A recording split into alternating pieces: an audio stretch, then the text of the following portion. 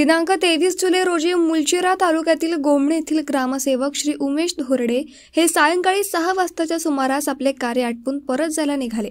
मात्र कोलपल्ली नाल्याचा अचानक वाढलेल्या पुराच्या पाण्यात अडकले व आपल्या 4 चाकी वाहनासह नाला ओलांडत असताना वाहनाला जोरदार पाण्याचा लोंढा लागला आणि वाहन वाहून गेलं.